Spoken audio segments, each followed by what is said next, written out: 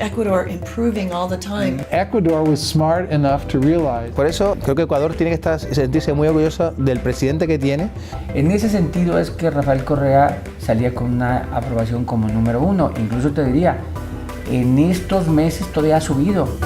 We believe that in Ecuador things were much better because there was a political program behind.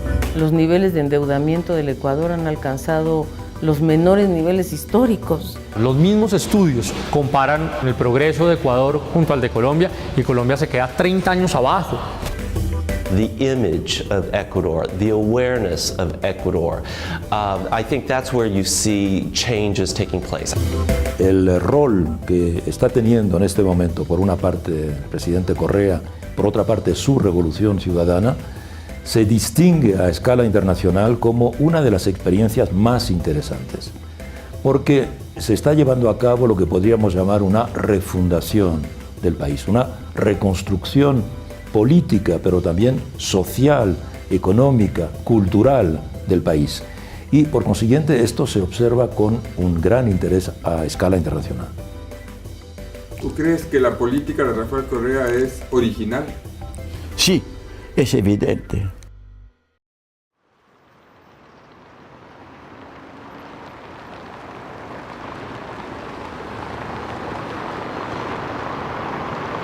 Llegar a la Ciudad de México es comparecer a una de las culturas más ricas del mundo.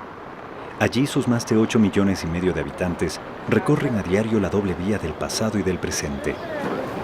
En medio de la velocidad y de los contrastes propios de las grandes urbes, opera la Consulta Mitofsky, la empresa mexicana líder en investigación pública y una de las más respetadas a nivel internacional. Sus trabajos son tan variados como profundos. El índice de desempeño de los presidentes del mundo fue uno de sus temas recientes y que acaparó la atención de millones de ciudadanos de todas las naciones. Primero, tendríamos que ver la historia de Ecuador. La historia de Ecuador es una historia de presidentes efímeros, presidentes que iban y caían, y cuando entraba alguien es prácticamente la apuesta era cuánto iba a durar. Entonces era una sucesión de fracasos de gobierno, llamarlos de alguna manera. De repente, cuando entra él en un rompimiento de un sistema político, le llamaría yo así porque sí llega, simplemente te diría, en un año el presidente anterior traía 21% de aprobación y él lo triplica a 71% por su sola llegada. La crisis mundial del 2008 no afectó la credibilidad de un presidente tenaz que tomó medidas sociales y económicas acertadas y aceptadas en el electorado, con el que desarrolló una inédita relación de lealtad. 5 años después de electo, según la Consulta Mitofsky, su evaluación positiva es del 75%, la más alta de los mandatarios de América, sobrepasando a presidentes como Barack Obama, de Estados Unidos, y Stephen Harper, de Canadá. En ese sentido es que Rafael Correa salía, que me acuerdo en septiembre, con el 75% de aprobación, salía con una aprobación como número 1. Incluso te diría, en estos meses todavía ha subido, anda por el orden de 81% en este momento. Todavía está más arriba de lo que lo reportamos en la última recopilación. Atenas, Grecia. Caminar por las ruinas de una civilización que transformó al mundo estremece. Al igual que mirar cómo cientos de manifestantes no alcanzan a entender en qué momento su país se fue a la ruina. Grecia se desmorona y su origen es conocido. El sistema bancario privado promovió una serie de riesgosas facilidades para el acceso a un crédito desmedido, antitécnico e irresponsable. Los ciudadanos griegos cayeron ante ese espejismo, provocado por una banca que no tuvo la regulación y el control adecuados, complicando un escenario crítico que ahora el gobierno quiere resolver, evitando cobrar y recuperar el dinero que prestó a la banca en problemas. Para ello, requiere de unos recursos económicos que busca hallar a costa del sacrificio ciudadano, incremento de impuestos, reducción de salarios y pensiones de jubilación, entre otros.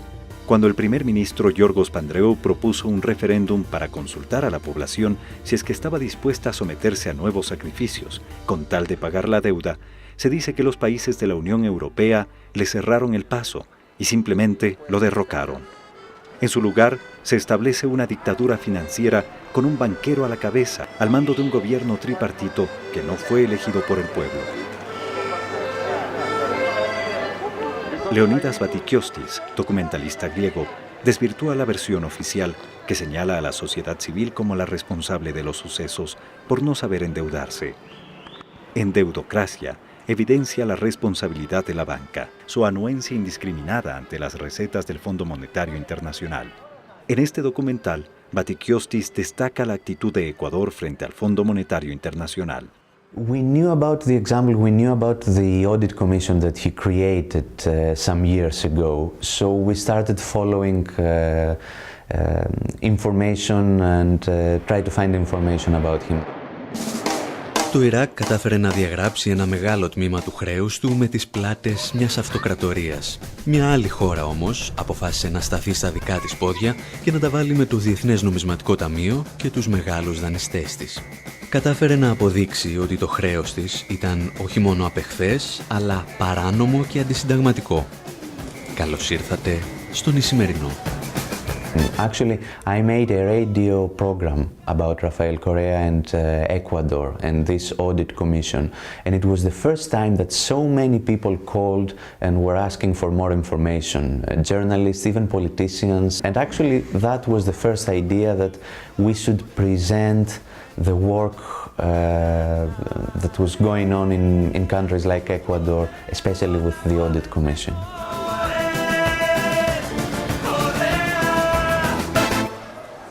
Hay compromisos nacionales urgentes y nosotros primero pondremos los compromisos nacionales a los compromisos internacionales.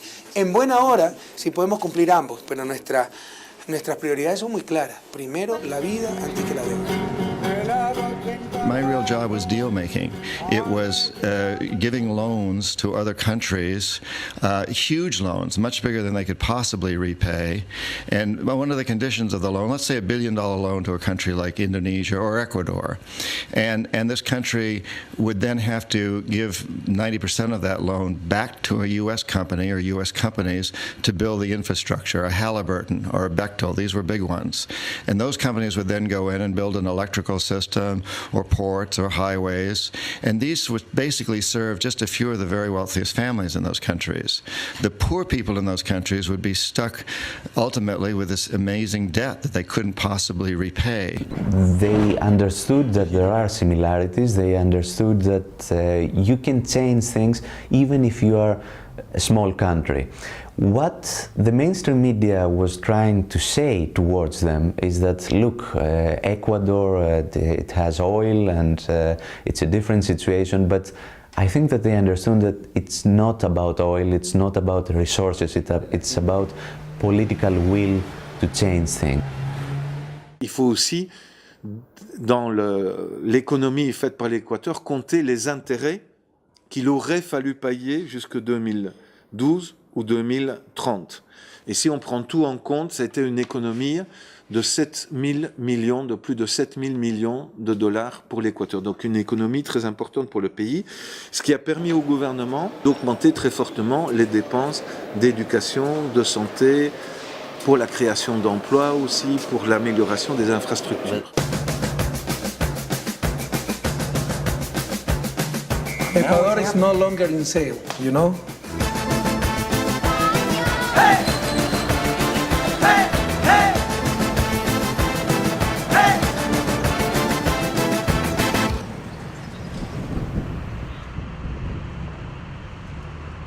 Por la presión del pago de la deuda, los europeos empiezan a sufrir en carne propia los dramas latinoamericanos. Para la solución de esos problemas, Ecuador configura un ejemplo exitoso. Este es el pensamiento de Ignacio Ramonet, cientista social, especialista en geopolítica y exdirector del influyente y prestigioso Le Monde Diplomatique de Francia.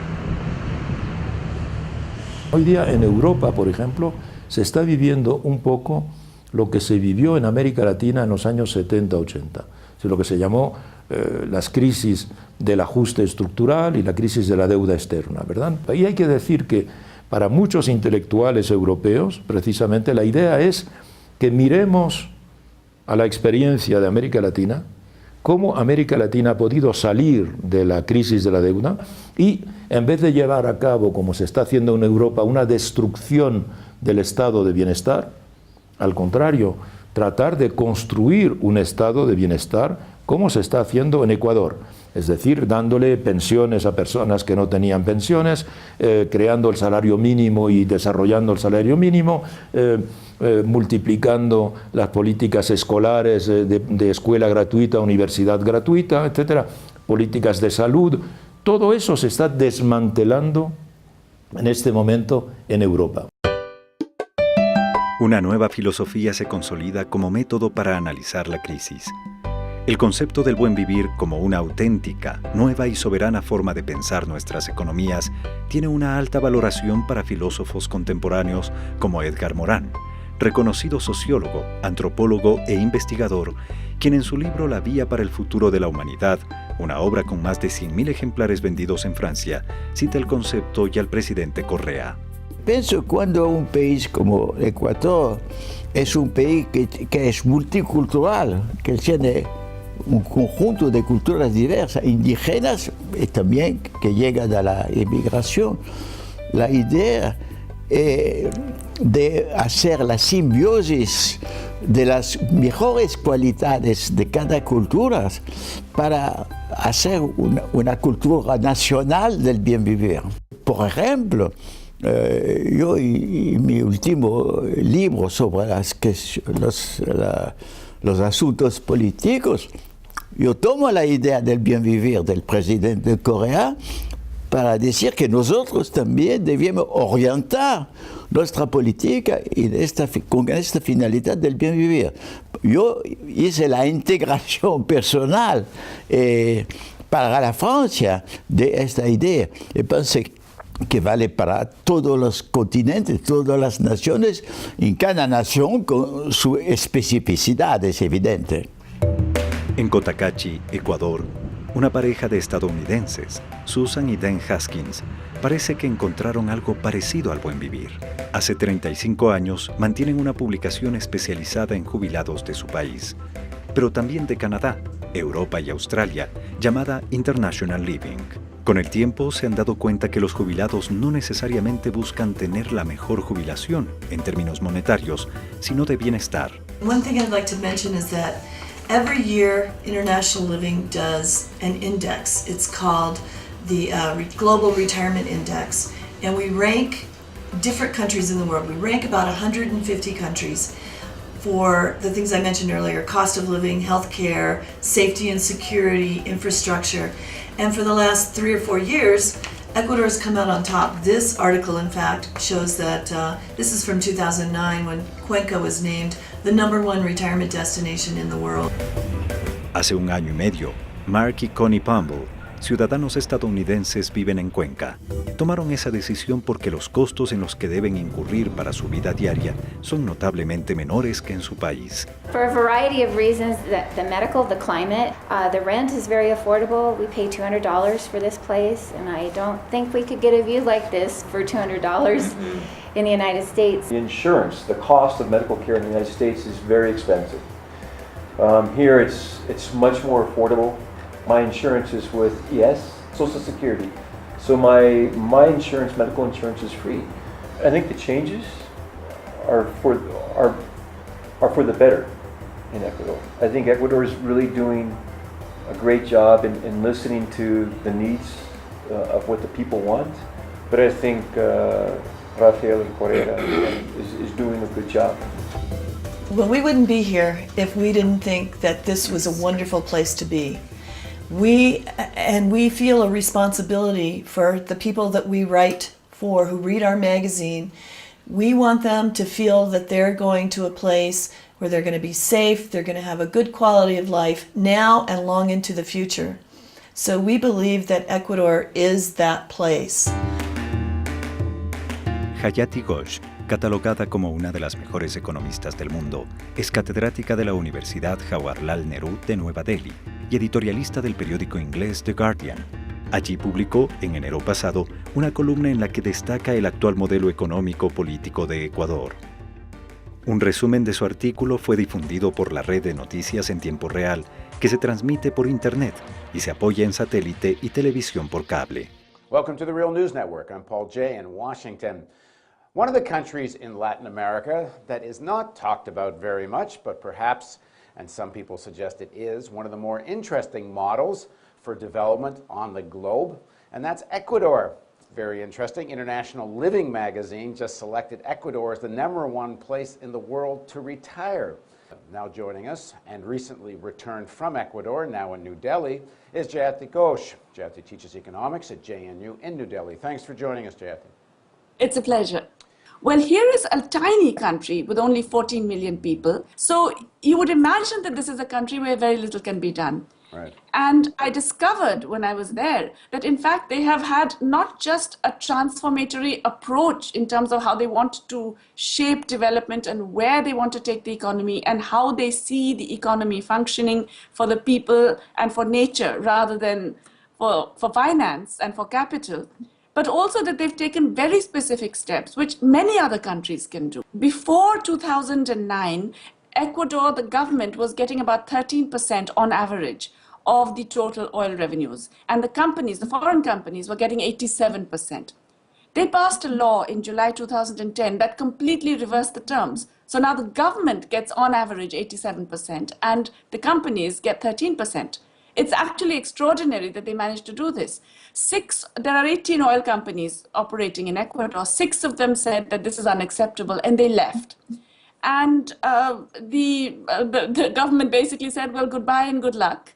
They took over the oil fields of the companies that had left, but 12 of the companies decided to stay, which means that it was still profitable for them. And now, as a result, the Ecuador government gets a massive benefit from any increase in oil prices. Now, the other big issue was the taxation. They've actually started collecting taxes from the local elite, which is also quite unique in Latin America. Absolutely. What is actually most surprising is that despite the fact that oil prices have been so high, and despite the fact that they changed the terms of these oil contracts, in fact, tax revenues have increased faster than oil revenues for Ecuador's government. And that is really a tribute to the massive tax enforcement drive that they undertook from 2007 onwards. Anything else you want to end with, Jayati? Well, no, just to repeat what I said at the very beginning, I think what is most inspiring about this case is that even if it doesn't succeed more than what it already has, it shows that you can do a lot if there is internal political demand for it. And you don't have to worry about the global conditions in order to transform things within your own country. En Washington, D.C., capital de Estados Unidos y sede del capitalismo mundial, reside Mark Weisbrod, un doctor en economía por la Universidad de Michigan, codirector del Centro de Investigación en Economía y Política y articulista de periódicos como The New York Times, The Washington Post, Los Angeles Times. Este pensador estadounidense destaca la política económica del presidente Rafael Correa. Well, I think they've done a really good job. They've pretty much doubled spending, social spending in general, doubled spending on education, a 50% increase in housing credits. That was a big part of the stimulus as well. Pretty large increases in microcredit. So in terms of the macroeconomic policy, social spending, education, increasing access to health care, I think those are the things that I would say explain why the government is doing well politically and in the polls. Con sede en Chile, Latino Barómetro es una organización que mide la evolución de las sociedades mediante encuestas que realiza desde 1995 en 18 países de América Latina. Uno de sus últimos estudios reconoce al Estado ecuatoriano entre los más eficientes, con un 64% de aprobación. En términos numéricos, lo que se podría destacar es de que el proceso de transformación estructural que ha tenido Ecuador a través de su nueva constitución y todos los cambios normativos, legales que han tenido, se ha producido un mejoramiento de la percepción que tiene la gente de que el gobierno trabaja para la mayoría. América Latina sufre de un mal principal, más bien dicho, dos males principales. Uno es la percepción de la gente de que los gobiernos trabajan para unos pequeños grupos y unos pequeños intereses, y el otro es de que la distribución del ingreso está muy mal. Hay una gran injusticia en la distribución del ingreso. En esos dos variables, que son las variables centrales que permiten entender la evolución de las sociedades, Ecuador está avanzando más rápido que el promedio de los otros 18 países y avanzando en el sentido correcto. La Comisión Económica para América Latina, CEPAL, forma parte de las Naciones Unidas. Tiene su sede en Chile y se creó para contribuir al desarrollo de América Latina, las relaciones entre sus países y demás naciones del mundo, entre quienes impulsa la integración y cooperación mutua. Anualmente, la CEPAL difunde una lista de 20 países según su crecimiento. Ahí, Ecuador será el tercero. Bueno, en primer lugar hay que destacar algo muy importante, y es que los niveles de endeudamiento del Ecuador han alcanzado los menores niveles históricos. Ecuador en este momento tiene un nivel de endeudamiento externo de 22.2%, que es el nivel más bajo de la historia del Ecuador. El Ecuador creció 8% el año pasado, 2011, este año va a seguir con un crecimiento importante, y creo que uno de los grandes dinamismos que ha tenido el Ecuador ha estado fundamentalmente en la inversión pública, que lo que hace al final de cuentas es promover una mayor igualdad en la sociedad. Los fines de semana y los días festivos, siempre por la noche, miles de colombianos siguen la transmisión de Noticias 1. Comparar el estado de las carreteras de Nariño, al sur de Colombia, con las de su vecino Ecuador fue una de las noticias que produjo este equipo colombiano. Una vez se pasa Pasto, para llegar a Ecuador se debe tomar de nuevo la llamada vía panamericana, que pasa por la propia capital de Nariño, y aunque ustedes no lo crean, es esta. Para esto, el equipo periodístico colombiano viajó desde Bogotá hacia Quito. En ese objetivo usó la vía panamericana, una de las más antiguas carreteras concebida hace 83 años para unir las Américas entre Alaska y Argentina. Poca velocidad y pasos totalmente destruidos. En Rumichaca, el viejo puente fronterizo despide los caminos de Nariño y nos adentra en Ecuador. Y en Tulcán, el primer pueblo ecuatoriano, ya se nota la diferencia. La carretera ya es del doble de ancho, y mientras más se avanza hacia el sur, las vallas anuncian la llegada del progreso. El cambio se nota desde la calidad del asfalto y la profundidad de las cunetas. 2 horas más de camino nos situaron en Ibarra. Aquí las carreteras ya tienen 6 carriles. El desarrollo vial, apenas a 2 horas de la frontera con Nariño, es notorio. Cuando nosotros nos hacemos este periplo, metidos dentro de un carro y dentro de una camioneta por 8 horas viajando por las carreteras de Colombia, unas carreteras panamericanas, en donde se supone que las condiciones deberían ser aptas para el transporte de carga, importaciones y exportaciones, y usted ve que andando en un coche detrás de un camión puede demorarse perfectamente 25 minutos porque no lo puede rebasar, dado que el ancho de la carretera no se lo permite.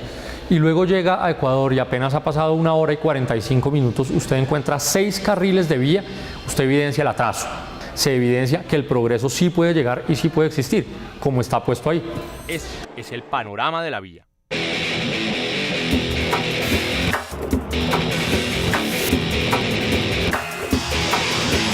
Para los ecuatorianos, un motivo de orgullo, sinónimo de descongestión y señal inequívoca de progreso. Cuando usted mira el desarrollo de la infraestructura que hay, por lo menos en carreteras, que fue de la que nosotros mismos fuimos testigos, sin lugar a dudas, pues usted se da cuenta que Ecuador nos lleva ventaja y Colombia se queda 30 años abajo. Independientemente de razones políticas de cualquiera de los bandos de los que usted venga, cuando usted ve eso, usted ve progreso. Y usted ve que realmente hay maneras de trabajar y hechos que mostrar cuando se trabaja. Cuando usted le muestra a la gente y le pone una carretera, usted no tiene cómo discutir ese progreso. Nueva York es la sede de la Asociación Estadounidense de Operadores Turísticos, para quienes Ecuador, por su diversidad y atributos culturales, se revela como uno de los mejores destinos a descubrir, antes incluso que México, Panamá, España y Nueva Zelanda. Today, we're always looking for the next most popular place to visit. But certainly Ecuador is one of those that our members really believe have the potential to become a major player in the global business of travel. So our members, slowly over time have been picking up on the consumer interest that they're hearing here in the States, as well as the profile and the image of Ecuador that continues continues to be elevated. So all of these factors, as they come together, pretty much proclaim that, you know, Ecuador is a country to be reckoned with, and one that is really emerging in the global travel industry. The image of Ecuador, the awareness of Ecuador, I think that's where you see changes taking place. Acceder y desarrollar software libre es un concepto vanguardista, generoso e inclusivo. Contrariamente a lo que se cree, la escena del software libre no está en su gratuidad, sino en la libertad para usarlo, copiarlo, compartirlo y modificarlo. En Málaga, España, está Iniciativa Focus, una organización creada en 2011 para promover el conocimiento libre. En este objetivo apoyan a gobiernos a los que orientan en sus políticas tecnológicas. El software libre no es solo un concepto tecnológico, es un concepto social. La apuesta de un gobierno por el software libre significa apostar por su ciudadanía, significa apostar por sus empresas y significa apostar, como bien decía el presidente Correa, por soberanía tecnológica, por independencia tecnológica.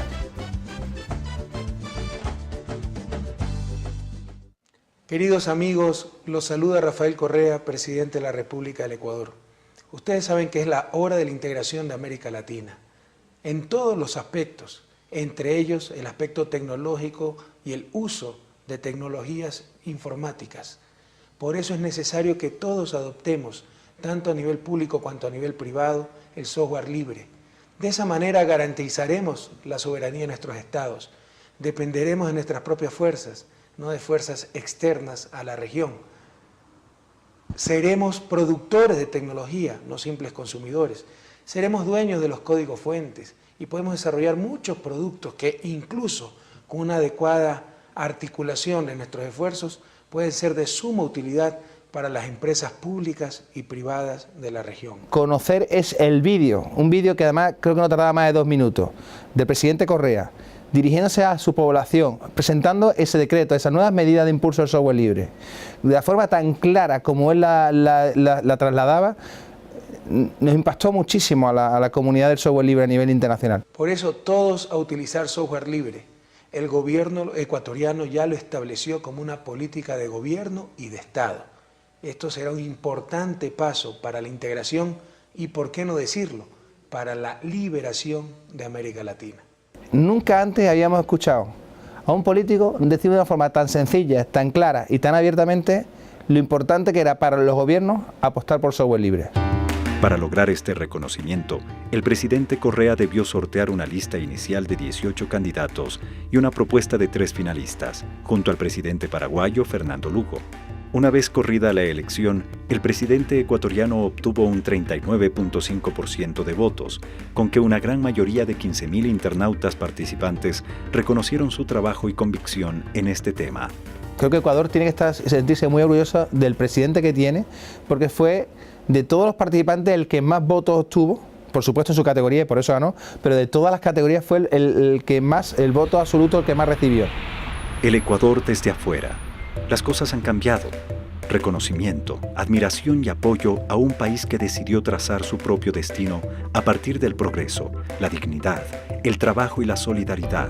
Es posible que en la historia de Ecuador no haya habido ningún momento tan benéfico como el que se está viviendo actualmente desde el punto de vista de interés de la población. Es decir, crecimiento económico, crecimiento cultural, inserción cultural, etcétera, en una atmósfera de paz, por otra parte, y en una atmósfera absolutamente democrática, ¿verdad? Crecimiento económico, democracia y paz. Over the last 5 years in Ecuador, and more generally over the last decade in the region, you have these alternatives to neoliberal thinking emerging through democratic elections. And you see success in terms of job creation, poverty reduction, raising quality of life, and the environment. Ecuador, I think, is a leader. And people need to understand this more and develop a better understanding of what Ecuador is achieving now and what they continue to achieve in the future. Yo pienso que Ecuador empezó una revolución ciudadana tal vez un poco anticipada de un proceso de una revolución planetaria. Lo que estamos viviendo es un fenómeno global, donde los ciudadanos buscan de verdad valores fundamentales, vida digna, y no se rehén a estos modelos individualistas neoliberales. Tal vez la diferencia es que Ecuador empezó ese proceso con un poco de anticipación. Yo creo que los niveles de aprobación de hoy tienen que ver con, digamos, un reconocimiento a que ha hecho mejor papel que los anteriores mandatarios y que lo que él quiere es positivo. Si a mí me preguntas desde fuera, te diría, se le ve a un presidente que nos guste o no nos guste, es auténtico. Pienso que es un tipo de presidente que cambió el modo común de hacer presidente de una nación. Pienso que él tiene una inspiración muy justa y una capacidad de innovación. Lo que yo conozco del presidente es muy positivo y para mí una inspiración. Yo diría que Ecuador está dando un ejemplo de una batalla total en la que la dimensión ecológica, la dimensión social, la dimensión política, la dimensión económica y la dimensión mediática están absolutamente articulados en un proyecto que efectivamente es revolucionario, en el sentido de que se trata de poner a Ecuador de pie. Ha estado un poco de cabeza y ahora se trata de ponerlo de pie, y ponerlo de pie dándole precisamente a los ciudadanos la posibilidad por fin de acceder a una dignidad que merecen.